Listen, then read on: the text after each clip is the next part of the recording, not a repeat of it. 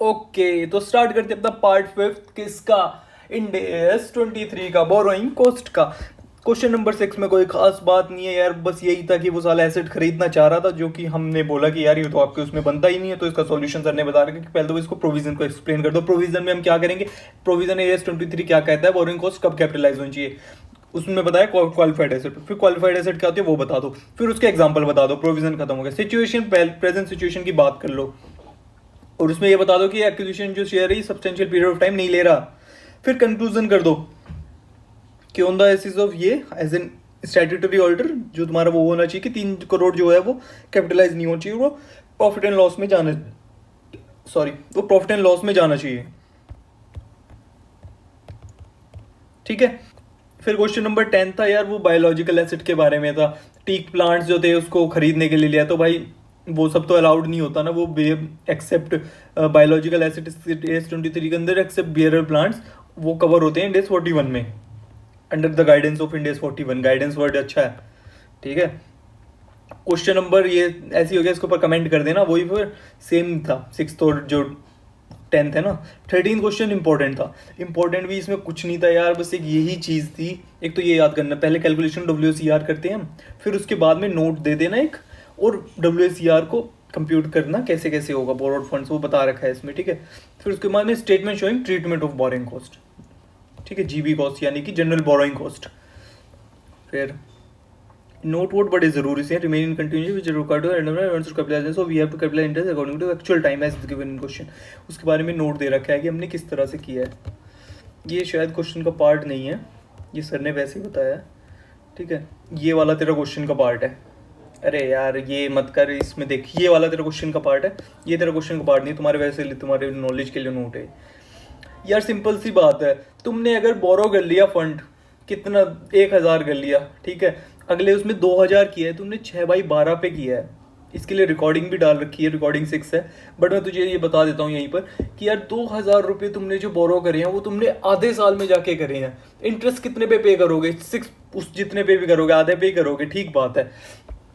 तो यार हमारा एक्चुअल ये जो हमारा IRR होता है ना, ये हम कैसे निकालते हैं, WAC जो weighted average cost of rate, तो हम एक एवरेज ले लेते हैं, ठीक है, एवरेज ले लेते हैं। तो भाई इससे जो हमारा ओरिजिनल रेट है उसको तो हमारा ख़राब करने का कोई मतलब नहीं होना चाहिए, ठीक बात है ना। ठीक बात है। कहना क्या चाहते हो, कहना ये चाहते हैं यार जब 2000 रुपये पूरे साल में यूज़ ही नहीं किए, तो उसके उससे क्यों क्यों कंपैरिजन कर रहे हो। टोटल बोरोड फंड का टोटल जो तुमने यूज़ करे, actual use fund during the year, हम वो लेंगे इसके अंदर, इतनी सी बात है बस। बाकी बार रिकॉर्डिंग 6 देख लेना थोड़ा और क्लियर हो करने के लिए, बट बाकी यही है कि यार इसमें ना सर ने एक और चीज़ थोड़ी ऐड की थी कि हम अपना जो एक्चुअल रेट है उसको नहीं चेंज करना चाहते, क्योंकि ये जो हम कमा रहे हैं ना, ये हमने जितना हमने इस साल यूज़ किया है, 6 महीने में जो यूज़ किया उसके ऊपर कमा रहे हैं या उसके ऊपर पे कर रहे हैं, वो वाला कंसेप्ट है बस, इतना सा, ठीक है। उसके अलावा इस क्वेश्चन में ऐसा कुछ नहीं था, ये पूरा क्वेश्चन हो गया था। क्वेश्चन 12th में यही है कि यार एक तो ये याद कर लिया कि statement showing calculation of estimated cost of at the end of 5th year. ये पुंडीर ने भी तेरे से क्वेश्चन पूछा था कि यार उन्होंने ना 100 रुपये उन्होंने एक्सपेंडिचर इनकर कर दिया, असल में एक्सपेंडिचर, फिर वो तीसरे चौथे और 5वें साल में सोच रहे हैं कि हम 80 करेंगे, फिर 60 करेंगे, फिर 50 करेंगे। अच्छा कोई दिक्कत नहीं। फिर जब उन्होंने देखा कि जो रेट जो है वो 12%, उसने बता रखा है, क्लियरली बता रखा है कि तुम्हें 12% के ऊपर पे करना है क्वेश्चन 12th के अंदर, ठीक है। 12% पे हमें उसने बोला है कि जो तुम्हारी एस्टिमेटेड कॉस्ट होगी ना at the end of 5th year, जो तुम्हारी तैयार होके आएगी, क्यूमुलेटिव बनाएंगे, और वो अंडरस्टूड भी है कि यार किसी चीज़ का तुम जब रेट निकाल रहे हो तो क्यूमुलेट तो एक्चुअल रेट निकालोगे किसी एसेट का, तो वो तो क्यूमुलेटिव ही होगा यार, ऑब्वियस सी बात है, ठीक है। तो तुमने 100 कर दिया, 80 60 50, उसमें एक ये चीज़ थी यार कि 60 का तो तुमने लोन ले लिया, अब तुम्हें 3rd ईयर में तुम एक्सपेक्ट कर रहे हो कि तुम 40 का और लोगे, फिर 5वें में ले रहे हो कि तुम 40 का और लोगे, छठे में सोच रहे हो 30 का और लोगे, तो उसके अकॉर्डिंगली ये उसके ऊपर इंटरेस्ट हम चार्ज करते गए और हमारा क्लोजिंग बैलेंस आता गया, opening balance, expenditure, interest, closing balance, बस, ठीक बात है। चल क्वेश्चन नंबर 4 वही तेरा निकाल लिया सिंपल, वो जो रेट आ गया तेरा उसमें दे रखा था 58.5, इसमें सही ठीक है, बाकी तू सब कर लेगा। जो ये है ना एडवांस, वो plant and machinery, working capital का पता है यार, वो तो तेरा P&L के अंदर जाएगा।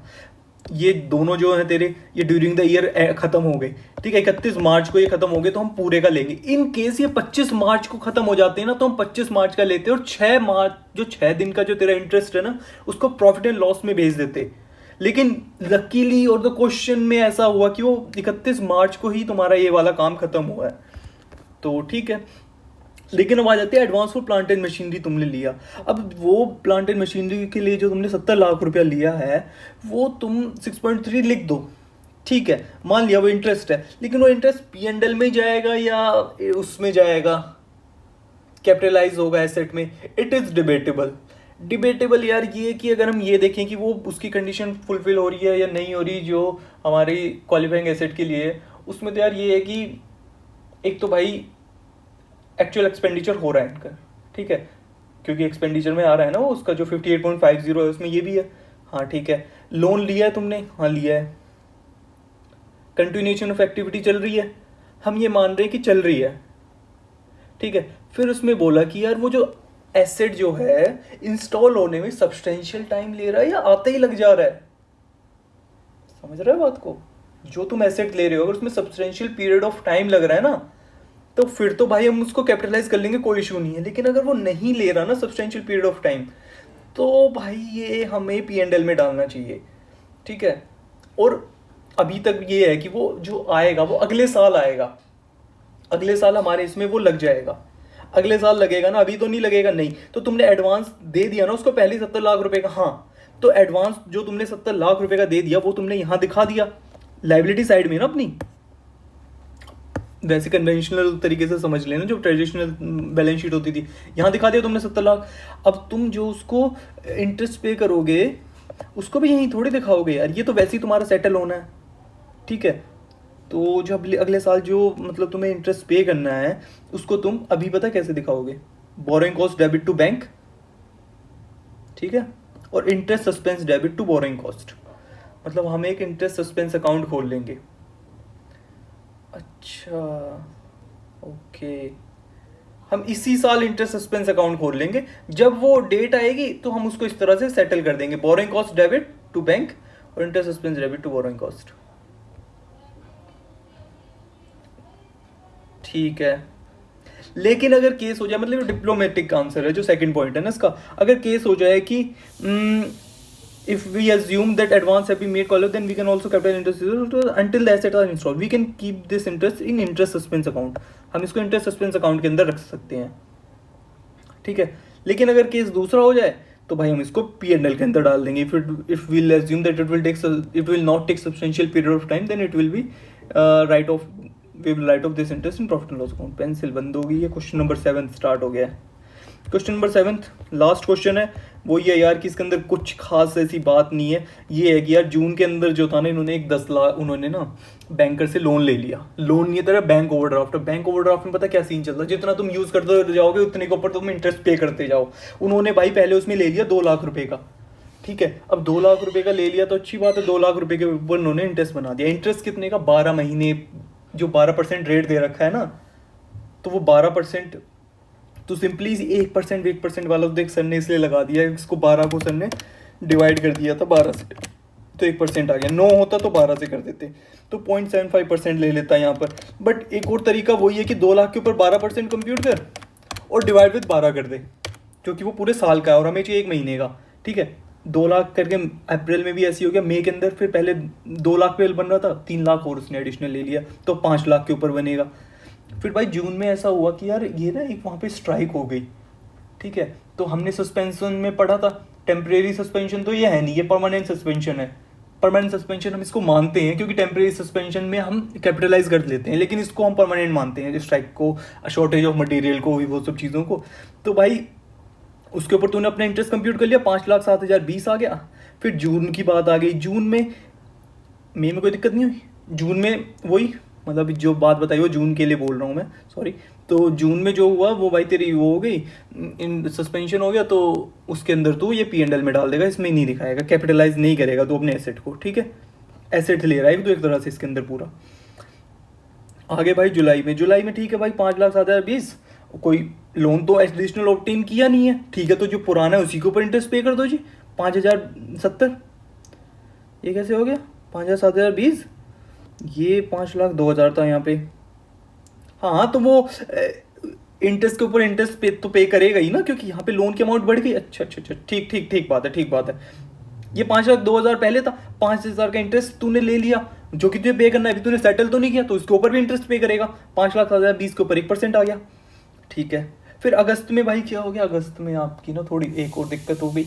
वो क्या हुई, अगस्त में ये हो गया कि आपके पास में पैसा ही पड़ा है पहले से, तो भाई मैं बाहर वाले से पैसा क्यों लूंगा, जो 1 लाख रुपए मैंने खर्च किया ना अपनी जेब से किया, इसके ऊपर मैं कोई इंटरेस्ट नहीं देने वाला। बट जो पहले का चल रहा है उसके ऊपर तो दोगे। वो डिबेट में मुझे भी नहीं पता ऐसा क्यों नहीं किया इन्होंने। हम्म।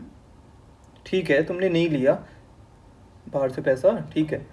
अब ये मान लेंगे हम कि यार इसमें ये एक एजम्पशन ले लो फिर।